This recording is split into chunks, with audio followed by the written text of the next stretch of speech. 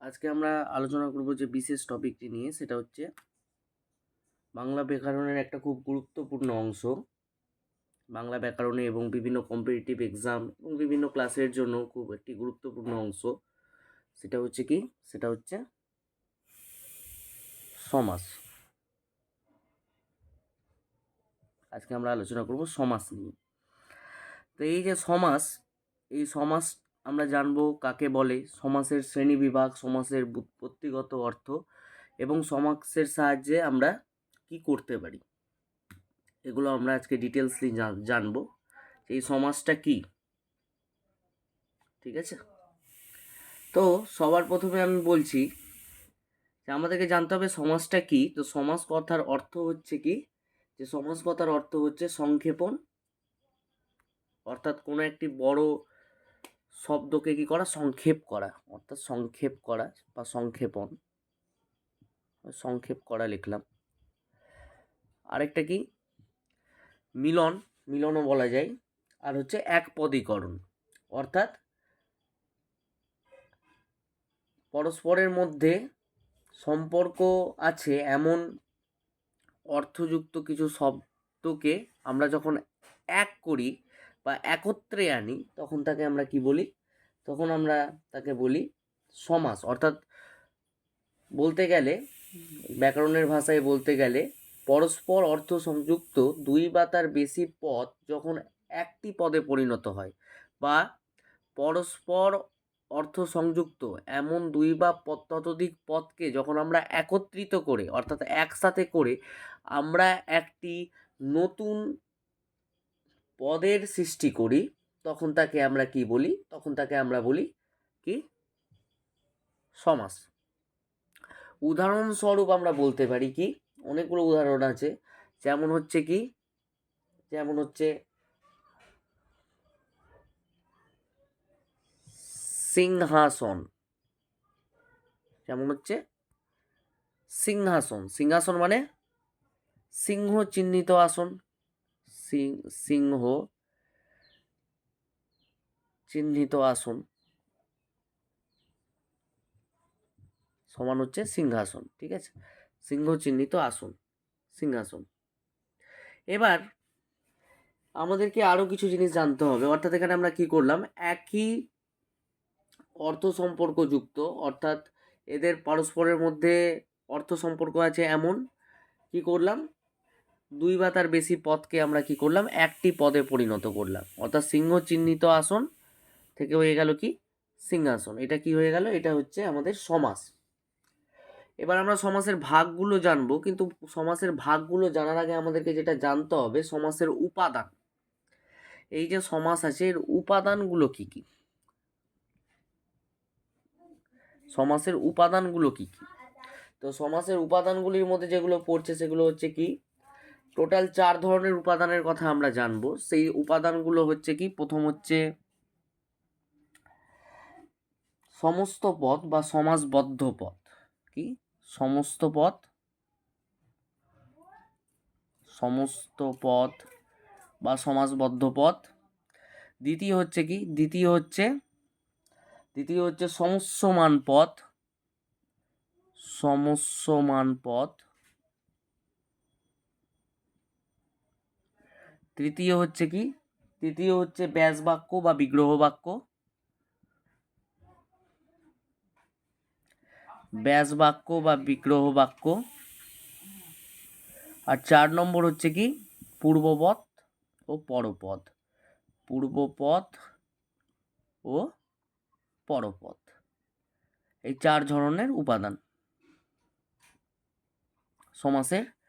এই 4 ধরনের উপাদান কি কি? সমস্ত পদ বা সমস্ত পদকে বলা হয় সমাসবদ্ধ পদ। আরেকটা হচ্ছে কি, দ্বিতীয় হচ্ছে সমস্যমান পদ, তৃতীয় হচ্ছে ব্যাস বাক্য এবং চতুর্থ হচ্ছে পূর্বপদ ও পরপদ। এবার প্রথমে আমাদেরকে জানতে হবে এই সমস্ত পদটা কি, এই সমস্যমান পদটা কি, ব্যাস বাক্যই বা কি, বা পূর্বপদ ও পরপদটাও কি। এইটা জানার পর তারপরে আমরা জানবো সমাসের প্রকারভেদ। তো প্রথমে আমরা বলি সমস্ত পদটা কি। এই সমস্ত পদটা কাকে বলে? সমস্ত পদ হচ্ছে যে সমাস প্রক্রিয়ার মাধ্যমে যে নতুন পদটা আমরা পাই, অর্থাৎ সমাস হয়ে যাওয়ার পর একটি সমাস মানে কি, সমাস করার আগে আমি বলেছি সমাস মানে কি সংক্ষেপ করা, সংক্ষেপ করা হচ্ছে সমাস। তো এই সংক্ষেপণের পর যে নতুন পদটা আমরা পাই, সেই নতুন পদটাকে আমরা কি বলি, সেই নতুন পদটাকে আমরা বলি কি বলি, সমস্ত পদ বা সমাসবদ্ধ পদ। তো এখানে দেখো যেমনি এক্সাম্পল আমরা দিয়েছি, কি দিয়েছি, যে সিংহাসন মানে হচ্ছে সিংহ চিহ্নিত আসন, ঠিক আছে, সিংহাসন মানে হচ্ছে কি সিংহ চিহ্নিত আসন। তো এক্ষেত্রে সমস্ত পদটা কি হচ্ছে, বা সমস্ত পদ আমরা কাকে বলছি, যে সমস্ত পদ আমরা বলছি কি, যে নতুন ধরনের পদটা আমরা পাচ্ছি, অর্থাৎ সমাস গঠনের পর, অর্থাৎ সমাস প্রক্রিয়ার মাধ্যমে, অর্থাৎ সমাস গঠনের পর যে নতুন ধরনের পদটা, যে সংক্ষিপ্ত পদটা আমরা পাচ্ছি, সেই পদটাকে আমরা কি বলবো, অর্থাৎ সংক্ষেপ করার পর যে পদটা আমরা পাচ্ছি তাকে আমরা বলবো সমস্ত পদ বা সমাসবদ্ধ পদ। তো এটা একটা বড় কি সিংহ চিহ্নিত আসন, দুই বা ততোধিক পদ একসাথে আছে। এবার এই দুই বা ততোধিক পদকে আমরা কি করছি, যেহেতু তো কি এই দুই বা ততোধিক পদ যেহেতু পরস্পর অর্থ সম্পর্কযুক্ত, অর্থাৎ পরস্পরের সঙ্গে পরস্পরের অর্থ আছে, তাই এই সবটা পদটাকে আমরা যুক্ত করে কি পাচ্ছি, এই সমস্ত পদটাকে আমরা যুক্ত করে পাচ্ছি কি সিংহাসন।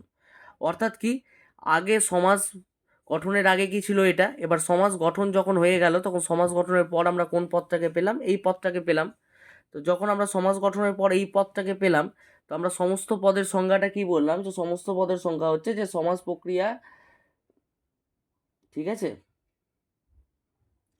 মাধ্যমে তৈরি নতুন পদ। তো এটা সমাজ প্রক্রিয়ার মাধ্যমে এই নতুন ধরনের পদটা আমরা পেয়েছি। তো এক্ষেত্রে সমস্ত পদ কোনটা হয়ে গেল, এই সমস্ত পদটা হয়ে গেল হচ্ছে এই সিংহাসনটা। অর্থাৎ একাধিক দুই বা ততোধিক পরস্পর অর্থ সম্পর্কযুক্ত পদকে আমরা একটা সংক্ষেপে একটা পদে পরিণত করলাম, যেটা হচ্ছে সিংহাসন, সিংহ চিহ্নিত আসন থেকে, যেটা হচ্ছে কি সমস্ত পদ, অর্থাৎ নতুন ধরনের যে পদটা সৃষ্টি হলো সেটা আমরা কি পেয়ে গেলাম, সমস্ত পদ। বুঝা গেল? তো এখানে সমস্ত পদে আমরা কি পেলাম, সমস্ত পদ মানে হচ্ছে, এখানে আমি লিখছি যে এই সমস্ত পদের পাশে যেটা হচ্ছে সিংহাসন, অর্থাৎ সিংহাসন হচ্ছে সমস্ত পদ এক্ষেত্রে, ঠিক আছে, সিংহাসন। এবার আমরা সমস্ত পদ জানলাম। এবার সমস্ত পদ জানার পর আমাদেরকে জানতে হবে যে সমস্ত মান পদটা কি। আমরা তো সমস্ত পদ জেনে নিলাম, যে নতুন যে পদটা সৃষ্টি হলো সমাজ প্রক্রিয়ার মাধ্যমে তাদেরকে আমরা বলছি সমস্ত পদ। যেরকম সিংহ চিহ্নিত আসন থেকে সিংহাসন একটি নতুন পদ, সেই পদটাকে আমরা বলছি কি সমস্ত পদ। এবার আমাদেরকে জানতে হবে যে সমস্যমান পদটা কি। তো সমস্যমান পদটা আমরা কাকে বলবো, যে সমস্যমান পদটা আমরা বলবো কি, যে সমস্ত পদটি যে কয়েকটি পদ দিয়ে গঠিত তাদেরকে বলা হয় তাদের প্রত্যেকটিকে বলা হয় সমস্যমান পদ। ভালো করে বুঝতে হবে যে সমস্ত পদটি, ঠিক আছে, যে তিনটি পদ দিয়ে গঠিত, বা এখানে ক্ষেত্রে এক্ষেত্রে তিনটা পদ দিয়ে গঠিত, ঠিক আছে, কি কি, যেরকম সিংহ একটা পদ, চিহ্নিত একটা পদ, আসন একটা পদ। তো এক্ষেত্রে কটা পদ দিয়ে গঠিত, এক্ষেত্রে তিনটা পদ দিয়ে গঠিত, সিংহ চিহ্নিত আসন, সিংহ একটা পদ, চিহ্নিত একটা পদ, আসন একটা পদ, যারা পরস্পর অর্থ সম্পর্ক যুক্ত। তো এটাই বলছে, কি বলছে, যে সমস্ত পদটি, অর্থাৎ এই সমস্ত পদ বা সমাসবদ্ধ পদ যেটাকে বলে, যেটা হচ্ছে সিংহাসন, কি সিংহাসন, সিংহাসন হচ্ছে এই সমস্ত পদ বা এই বদ্ধ পদ। তো এই সমস্ত পদটি যে কয়েকটি পদ দিয়ে গঠিত, ভালো করে বুঝো সংজ্ঞাটা, যে এই সমস্ত পদ যেটা সিংহাসন, যেটা সংক্ষেপণের পর পেলাম, যে কয়েকটি পদ দিয়ে গঠিত, সেই কয়েকটি পদের প্রত্যেকটি বলতে এটা একটি পদ হলো সিংহ, চিহ্নিত একটি পদ হলো আসন, একটা পদ হলো, ঠিক আছে। তো এই সমস্ত পদটি যে পদ নিয়ে গঠিত, যে কয়েকটি পদ নিয়ে গঠিত, সেই কয়েকটি পদের প্রত্যেকটিকে একত্রে কি বলে, একত্রে বলছি, প্রত্যেকটিকে কি বলে, প্রত্যেকটিকে বলে, সেই পদের প্রত্যেকটিকে বলে হচ্ছে সমস্যমান পদ। অর্থাৎ এখানে সমস্যমান পদ কি কি, সিংহ হচ্ছে কি একটা সমস্যমান পদ, চিহ্নিত হচ্ছে কি একটা সমস্তমান পদ, আর আসনটা হচ্ছে কি একটা সমস্তমান পদ। অর্থাৎ সমস্ত পদ বা সমাসবদ্ধ সমস্ত পদ বা সমাসবদ্ধ পদ যে কয়েকটি পদ নিয়ে গঠিত, সেই কয়েকটি পদের প্রত্যেকটিকে কি বলা হয়, প্রত্যেকটিকে আলাদা আলাদাভাবে কি বলা হয়, প্রত্যেকটিকে আলাদা আলাদাভাবে বলা হয় সমস্যমান পদ, ঠিক আছে। অর্থাৎ সমস্ত পদ মানে কি, আবার বলে দিই, একবার রিপিট করে দিই, যে সমস্ত পদ মানে হচ্ছে সমাস প্রক্রিয়ার মাধ্যমে যে নতুন পদটা সৃষ্টি হলো, সিংহ চিহ্নিত আসন থেকে সিংহাসন, এটা হয়ে গেল কি সমস্ত পদ। আর সমস্তমান পদ কি, যে এই সমস্ত পদটি যে কয়েকটি পদ নিয়ে গঠিত হলো, সেই কয়েকটি পদের প্রত্যেকটিকে এখানে যেরকম সিংহ চিহ্নিত আসন, সিংহ একটা পদ, চিহ্নিত একটা পদ, আসন একটা পদ, এই প্রত্যেকটিকে আলাদা আলাদাভাবে কি বলা হয়, সমস্তমান পদ বলা হয়। ঠিক আছে, এবার আসি আমি ব্যাস বাক্যে, যে ব্যাস বাক্যটা কি, এটাকে কি প্রত্যেকটিকে আলাদা আলাদাভাবে কি বলা হতো, সমস্তমান পদ বলা হতো। এবার এরা যখন একত্রে আছে তো কি একটা বাক্য গঠন করেছে, তো এরা একত্রে হয়ে যখন একটা বাক্য গঠন করছে, তখন সেই বাক্যটিকে আমরা কি বলছি, সেই বাক্যটিকে আমরা বলছি ব্যাস বাক্য বা বিগ্রহ বাক্য। ব্যাস বাক্য বা বিগ্রহ বাক্য, অর্থাৎ সংজ্ঞা কিভাবে বলতে হবে, যে ব্যাস বাক্য বা বিগ্রহ বাক্যের সংজ্ঞাটা আমরা কিভাবে বলবো, যে সমস্ত পদটিকে ভেঙে বা ব্যাখ্যা করে যে বাক্যটা পাওয়া যায়, যেরকম এখানে কি সমস্ত পদ, এখানে কি সিংহাসন হচ্ছে সমস্ত পদ, এটাকে ভেঙলে আমি কি পাচ্ছি, ভাঙলে কি পাচ্ছি আমি, সিংহাসনটাকে সিংহ চিহ্নিত আসন সমান সিংহাসন, অর্থাৎ সিংহ চিহ্নিত আসন সমান হচ্ছে সিংহাসন। অর্থাৎ সমস্ত পদটিকে, এটাকে সমস্ত পদ আমি প্রথমেই বললাম, এই সমস্ত পদটিকে ভাঙলে, এই সমস্ত পদটিকে ভাঙলে, ঠিক আছে, বা ব্যাখ্যা করলে যে বাক্যটা আমরা পাবো, সেই বাক্যটিকে আমরা কি বলবো, সেই বাক্যটিকে আমরা বলবো বিগ্রহ বাক্য। এই সমস্ত পদটিকে ভাঙলে যে বাক্যটি আমরা পাবো, ভাবো ভালো করে বুঝো, সমস্যমান পদ আর ব্যাস বাক্যর মধ্যে প্রবলেম হয়। সমস্যমান পদটা কি, যে সমস্তমান পদটা হচ্ছে কি, যে সমাসবদ্ধ পদে, ঠিক আছে, যে পদটি দ্বারা গঠিত, ঠিক আছে, সেই প্রত্যেকটি পদটিকে আমরা কি বলছি, বলছি আমরা সমস্যমান পদ, অর্থাৎ এই সমাসবদ্ধ পদ বা সমস্ত পদ, ঠিক আছে, যে কয়েকটি পদ দ্বারা গঠিত, সেই কয়েকটি পদের প্রত্যেকটিকে আমরা কি বলছি, প্রত্যেকটিকে মানে এই সিংহ একটা, চিহ্নিত একটা, আসন একটা, এই প্রত্যেকটি পদকে আমরা কি বলছি, সমস্যমান পদ। আর ব্যাস বাক্যটা কি বলছি আমরা, যে এই সমস্ত পদটি ভেঙে ব্যাখ্যা করলে যে বাক্যটা আমরা পাবো, সেই বাক্যটিকে আমরা কি বলছি, সেই বাক্যটাকে বলছি আমরা বিগ্রহ বাক্য বা ব্যাস বাক্য। অর্থাৎ এই এই পদগুলো যুক্ত হয়ে যে বাক্য সৃষ্টি করবে, ঠিক আছে, এই পদগুলো পরস্পরের সঙ্গে অর্থ সম্পর্কযুক্ত পদগুলো যুক্ত হয়ে যে বাক্যটি সৃষ্টি করবে, সেই বাক্যটিকে কিন্তু আমরা বলবো বিগ্রহ বাক্য বা ব্যাস বাক্য। এবার আরেকটা বলি, যে এই সিংহাসনকে যদি ভাঙা যায় তো আমরা কি পাবো। এবার আমরা বলছি 4 নম্বরটা, পূর্বপদ ও পরপদ। এটা আমাদেরকে বুঝতে হবে যে পূর্বপদটা কি ও পরপদটা কি, এটা আমাদেরকে বুঝতে হবে। আজকের ভিডিওতে আমি এই পূর্বপদ আর পরপদটা বলেই বিরাম দিব। তারপরে সমাসের ভাগগুলোতে, যেহেতু অনেক বড় সমাস চ্যাপ্টারটা, তাই আমি চেষ্টা করব যতটা ডিটেলসলি পড়ানো পসিবল হয় ততটা ডিটেলসলি পড়ানোর বা বোঝানোর। তো তাই আমি আজকে সমাসের বেসিক কিছু জিনিস বলে শেষ করব। পরের ভিডিওতে আমি দ্বন্দ্ব সমাস, দ্বিগু সমাস, কর্মধারয় সমাস, তৎপুরুষ সমাস, বহুব্রীহি সমাস, অব্যয়ভাব সমাস, অলোপ সমাস, যেগুলো সমাসগুলো আছে সেগুলো নিয়ে আমি, বাক্যাশ্রয়ী সমাস, সব নিয়ে আমি ডিটেলসলি আলোচনা করব, এবং প্রত্যেকটি সমাসের জন্য আমি আলাদা আলাদা করে ভিডিও বানাবো প্রত্যেকটি সমাসের জন্য। অর্থাৎ দ্বন্দ্ব সমাসের জন্য একটা আলাদা ভিডিও 3-4 মিনিট করে হবে সম্ভবত, কিছু কিছু ভিডিও হয়তো বড় হবে, বেশিরভাগ ভিডিও। আর যেগুলো ছোট ছোট সমাজ থাকবে, যেগুলো সেক্ষেত্রে আমি হয়তো ওই সমাজগুলোকে একসঙ্গে করিয়ে দিতে পারি, যেরকম বহিব্রীহি সমাস আর নিত্য সমাস হয়তো একসঙ্গে করিয়ে দিলাম, ঠিক আছে। কিন্তু যেগুলো একটু ডিটেলসলি বলার থাকবে সেগুলো আমি আলাদাভাবে করাবো। আজকে আমি শুধু বেসিকটা বলছি, বেসিকটা দেখে নাও। তো বোঝা গেছে, যে এবার বলছি আমি পূর্বপদ বা পরপদ কাকে বলে। বলছে সমস্যমান পদগুলির মধ্যে প্রথমটিকে বলে পূর্বপদ ও পরেরটিকে বলে পরপদ। এবার সমস্যমান পদগুলো কি কি, এটা কি একটা সমস্ত পদ, এটা কি সিংহাসন। এটাকে ভাঙলে আমি কি পাচ্ছি, একটা পাচ্ছি সিংহ, পাচ্ছি তো, একটা পাচ্ছি সিংহ আর একটা পাচ্ছি আসন, ঠিক কি না, একটা পাচ্ছি সিংহ, একটা পাচ্ছি আসন। সিংহ আসন মানে কি হয়ে যাচ্ছে, সিংহাসন। তো বলছে কি, যে এই সমস্ত পদের, ঠিক আছে, প্রথমটিকে আমরা কি বলছি, প্রথমটি বলতে কি সিংহ, দ্বিতীয়টি কি আসন, এই প্রথমটিকে বলা হয় কি পূর্ব, মানে কি আগে, তো আগেরটিকে কি বলবো আমরা, এই আগেরটিকে বলা হয় কি পূর্বপদ, আর এই পরেরটিকে বলা হয় কি পরপদ। বোঝা গেছে।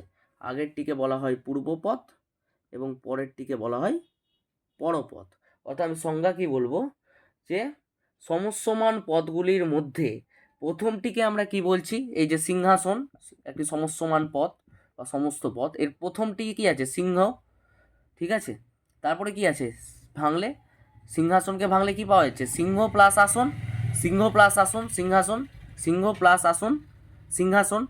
তো এই সিংহ কি হচ্ছে প্রথম পদ, এই প্রথম পদটিকে আমরা বলছি কি পূর্বপদ, এই প্রথম পদটিকে আমরা বলছি পূর্বপদ এবং পরের পদটিকে বলছি আমরা কি পরপদ। তো এটা হচ্ছে কি উপাদান সমাসের চারটা, কি সমস্ত পদ, সমস্যমান পদ, ব্যাস বাক্য ও পূর্ব পদ ও পরপদ। এবার আমরা বলি যে এই সমাসের ব্যুৎপত্তিগত অর্থ বলে একটা অর্থ হয়। তো এই সমাসের, এই সমাস যেটা আমরা বলছি আলোচনা করছি, এই সমাসের ব্যুৎপত্তিগত অর্থটা এবার আমাদের জেনে নিতে হবে যে এই সমাসের ব্যুৎপত্তিগত অর্থটা কি। তো আমরা যদি সমাসের ব্যুৎপত্তিগত অর্থটা আমরা দেখতে চাই তাহলে আমরা কি পাবো, যে সমাসের ব্যুৎপত্তিগত অর্থ হচ্ছে কি সম আস, সম আস অ, বা এটাকে এইভাবেও বলা যায় কি ব্যুৎপত্তিগত অর্থ হচ্ছে সম আস ঘং, ঘং একই, কেউ কেউ অ লেখে, অনেক ক্ষেত্রে ঘং লেখে, ঠিক আছে। তো সমাসের ব্যুৎপত্তিগত অর্থ আমরা কি পেলাম, সম আস অ বা সম আস ঘং, এটা হচ্ছে সমাসের কি ব্যুৎপত্তিগত অর্থ, সমাসের ব্যুৎপত্তিগত কি অর্থ। এবার এর প্রত্যেকটির মানে আছে, এই প্রত্যেকটির মানেটা কি, অর্থাৎ এই ব্যুৎপত্তিগত অর্থটা আমাদের কি বোঝাতে চাইছে সেটা আমাদের জানতে হবে। তো প্রথমে কি আছে, সম, সম, তো সম মানে কি, সম মানে হচ্ছে, সম মানে হচ্ছে এইভাবে করা যায়, সম মানে হচ্ছে কি, সম মানে হচ্ছে, সম মানে হচ্ছে একত্রে, কি একত্রে, একত্রে, সম মানে হচ্ছে একত্রে। অস মানে কি, অস মানে হচ্ছে কি, অস মানে হচ্ছে, সম মানে হচ্ছে এক, সম মানে হচ্ছে একত্রে, অস মানে হচ্ছে কি বসা, বসা বা স্থাপন, স্থাপন। আর ঘং কি, ঘং বা কি অটা কি, এটা হচ্ছে একটা অব্যয়ীভাব পদ, যেটা কি একটা নতুন পদ গঠনে সাহায্য করে, এটা হচ্ছে একটা অব্যয়ীভাব পদ যেটা নতুন পদ গঠনে সাহায্য করে। তো সম মানে কি একত্রে, আস মানে হচ্ছে বসা বা স্থাপন। তো একত্রে বসা বা একত্রে স্থাপন, যেটাকে মিলন, এটাই কি সমাস। তো এটাই হচ্ছে কি এর ব্যুৎপত্তিগত অর্থ। ঠিক আছে, আজকের পর্যন্ত ভিডিওটা এখানেই শেষ করছি। আবার নতুন ভিডিও নিয়ে খুব তাড়াতাড়ি আসবো সমাসের ভাগগুলো নিয়ে। আজকের জন্য এইটুকুই, ধন্যবাদ।